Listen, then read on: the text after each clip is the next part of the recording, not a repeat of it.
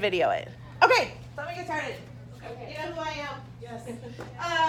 You know that I am a teacher and I'm the administrative designee, like Jeff said, and I'm also the tech lead. It doesn't take me out of the classroom too much unless something's going down and Jeff's out of the building, but it's all good. My kids, I think you actually probably both know both of my kids. And there's my fur baby. The Cynthia Mann handbook is online and totally updated. If you need a hard copy, it's in the office. And that's perfectly fine. With that, though, in this packet is the handbook and mobile device contract. We're on that one together. And then the field trip permission forms. And you know they're just those blanket ones. In that multicolor packet at the beginning of the year, that's where the schedule's at. Okay. And basically all our specials are at the end of the day except for Wednesday. It's a really weird schedule. It's a really, really, really weird schedule. So I know this is funny. They're gonna really just get an audio because I'm not even in it. Hi people who weren't here. Okay, so if you have any questions on schedules, it's just a weird schedule for us this year. Student expectations, really I don't have a list of rules. It's just be a good human. That's really what I'm about. And that's a moldable moment for any of us.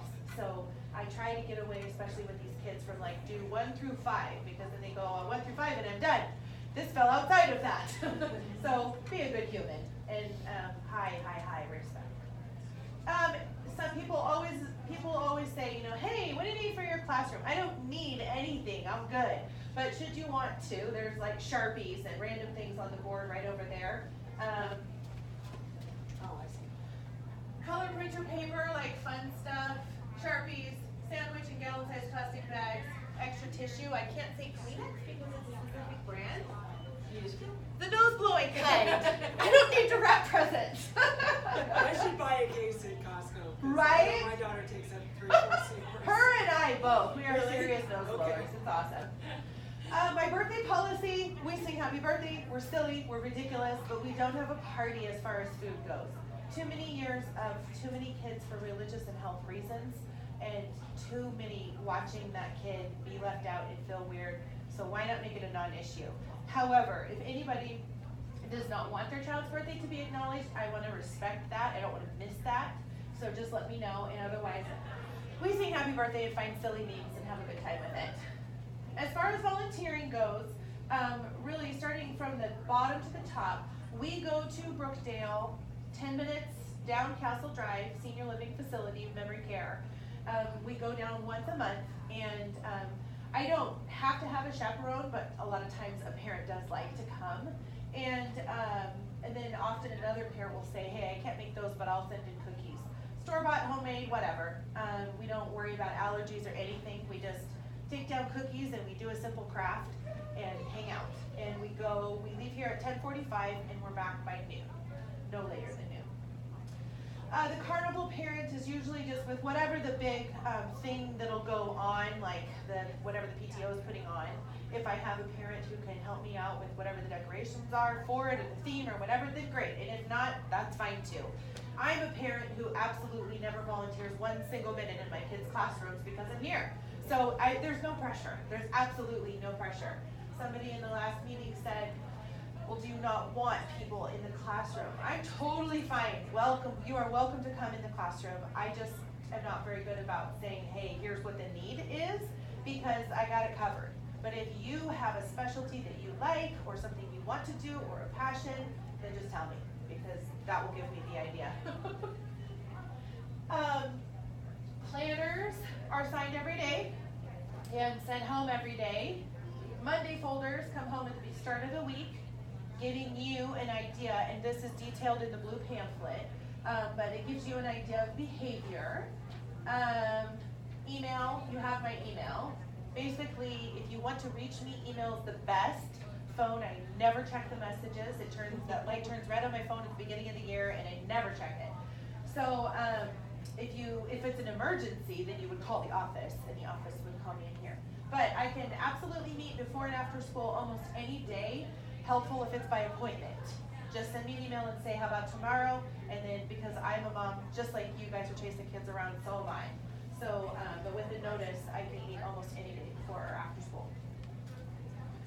My contact card was in that packet for back to school, and I think both of you got it. It's posted on my household. Awesome.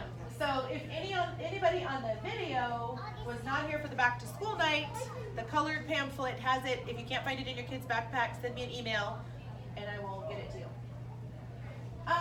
Before I take questions, in this blue pamphlet, which will come home to anybody who didn't make it tonight, I tried to just lay everything out. Very nice. I tried to cover just, this is why on the planners and the expectation, the folders, the green folders. Homework, my policy is no specific homework. It's only unfinished work. I want kids to be kids. Snacks, totally healthy snacks, as long as they're not, putting out a tablecloth to avoid, it's been tried. As long as it doesn't interfere with learning, we're good. Math, I only teach 4th and 5th grade math this year. It's very weird. I am not a 4th grade math teacher until this year. Binders and portfolios. Read that, it's important. Don't keep the work at home. If your kiddo brings homework that's been graded, take a look at it, help them organize their binder, that's great, but it has to come back here. We do build portfolios throughout the year. Behavior management, I really do, I need some water. We really do run the classroom in a way that mitigates a lot of behavior stuff. An example of that, I'm really fine with a lot of movement. It doesn't bug me, I move myself. We've got wiggle seats, kid bands. We have Peaceful Oasis, which has a lot of sensory integration. So weighted blankets.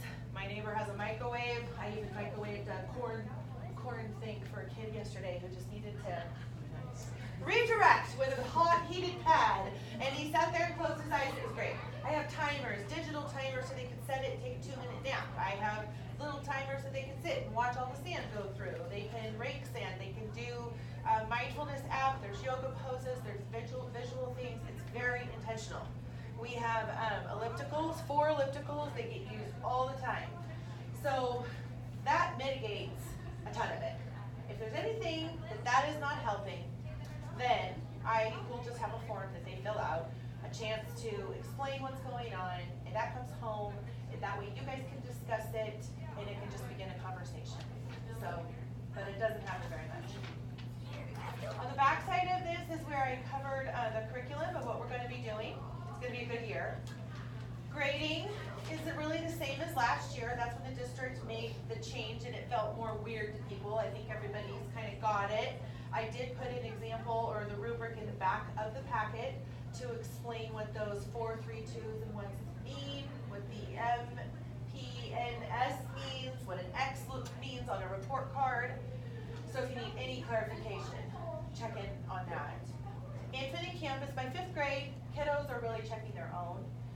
And I encourage that, like, we all have to figure out what that looks like with our kid, if it's us prompting them to go log in, or if it's us looking and then asking them, whatever that looks like, just involve them in that process of owning that more and more throughout the year. There's nothing in there now, and there won't be anything in there for at least another week. So, I don't even have categories in there right now. Think or Thrill is new this year. It's something I'm doing on Fridays in conjunction with my new teaching neighbor next door. We don't teach together, but we're doing Think and Thrill together. And it'll be on Fridays at 2:15, a half-hour period, that if a student is completely caught up on everything and they want to go and go outside and play, then they can. And if they're not caught up, then they've got skill time with me, where I can, run a copy for them, help them with something, engage them, or just leave them alone so they have the space to finish something. So, questions?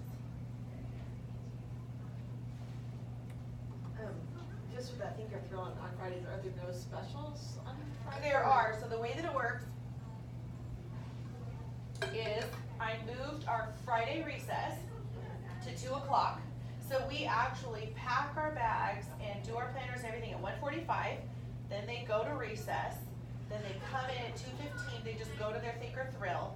And then right from that, they go to their special. It's a little chaotic, but we're going to fine tune it, and I think it's just so worth it to them to get that time that they magically work it out. Yeah. Plus, I only have 17 students. It's like a baby class. It's so great. We can do anything. I know, I can't believe it. Like, finally. I mean, other people in this building are teaching with twice that many people, Oh. so I can't believe it. See, that Yeah. makes me sad. Oh, I know. My son is in a class of like 32 plus other kids, 36 in sixth grade. It's crazy. So we feel very fortunate. We only have 17 kids. So what else? What am I missing?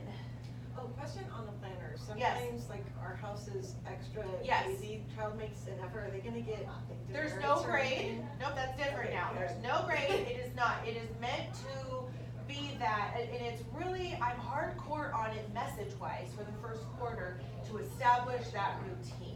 Because we're all different. One person is gonna be glued to their phone and need to always email, and another person is like, what phone? And really that planner and that kid coming up and saying, here, that works for them. So it's just utilizing it as a tool very much for the first quarter, the signing. Yeah. And then after that, I back off a little more of that. I don't keep signing it every day unless it's a specific plan of organization for one child. But what I do is still every single day, the kids write in it, because that's important. So I try not to debate too much on how we're all trained parents. But no grade. I'm not wasting my time going in and recording it anymore. Lesson learned, right? But I initial, and if you throw an initial in there somewhere, then it's great. Yeah, cause I just don't like, this week, for example, it's really crazy, and I'm Yeah. like, oh. Oh, are you kidding me? It's I like, looked at will the read planner for later. the first time on Wednesday of my own kid, and I was like, LS. And I'm like, decoding, what is B and O? Band and Band orchestra! Yes. Oh, okay, that would apply to you, so it threw me Yeah. off, you know? I know, So, I know. But it's he's so like- detailed and great, he Yeah. just writes it all down. Yeah, like, good. It's Yeah. like, now we get to work on the, like, okay, let's make like a little box or something. Right. To do, like if you have a test or something. Yeah. And studying at home, you know, like. Yeah. Go back with some of that. Use it. Teachers, at this time, please finish up the conversations that you are having, and we will have a staff meeting